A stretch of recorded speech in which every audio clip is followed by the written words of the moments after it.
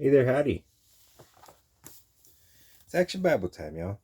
Everybody's favorite. All right, so we're on page 373, Solomon's wisdom based on 1 Kings 3.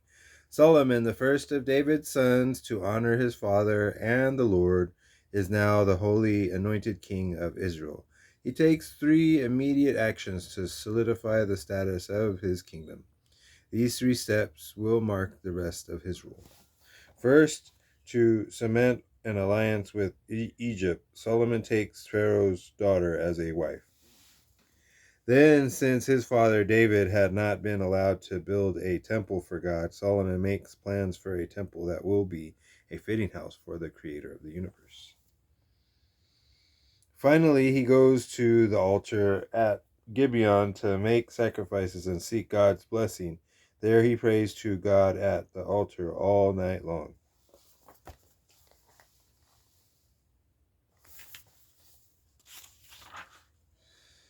That night, Solomon has a dream. What would you ask of me, son of my servant David?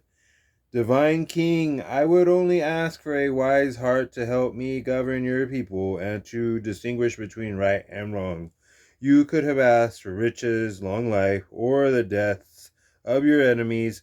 Instead, you asked for wisdom. So I will give you what you ask for. You will have wisdom like no man before you. But I will also give you what you did not ask for. You will have riches and honor like no king before you. And if you follow my commands, I will grant you long life.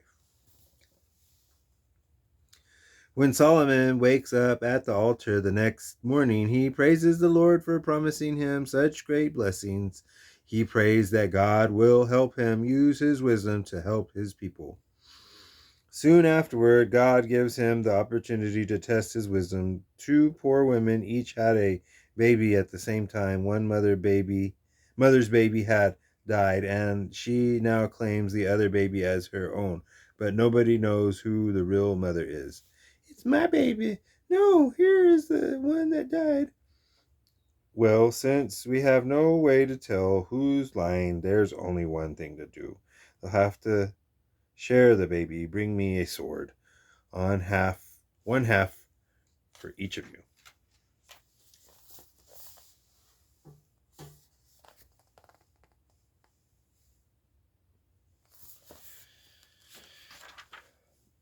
No, don't. Just give the baby to the other woman. Please don't kill him. That's what I wanted to know. The true mother would rather lose her child to another than let him be killed. Take your baby back and be happy. When the people of Israel heard of Solomon's wise stratagem to find the true mother, they were in awe because they knew he spoke with God's wisdom. Trust in the Lord, not your own abilities. Follow him, and he will make your path straight. The more you are corrected, the more you learn. Only foolish people think they're perfect.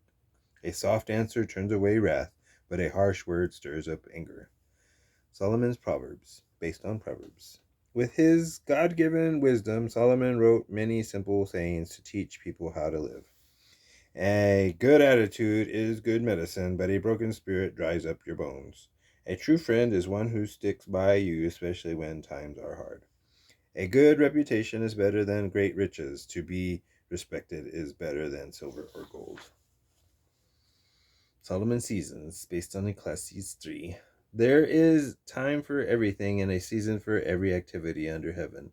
A time to be born and a time to die, a time to plant and a time to uproot, a time to kill and a time to heal, a time to tear down and a time to build, a time to weep and a time to laugh, a time to mourn and a time to dance, a time to scatter stones, a time to gather them, a time to embrace and a time to refrain, a time to search and a time to give up, a time to keep and a time to throw away, a time to tear and a time to mend, a time to be silent and a time to speak, a time to love and a time to hate, a time for war and a time for peace.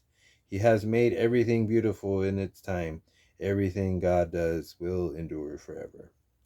Amen. All right.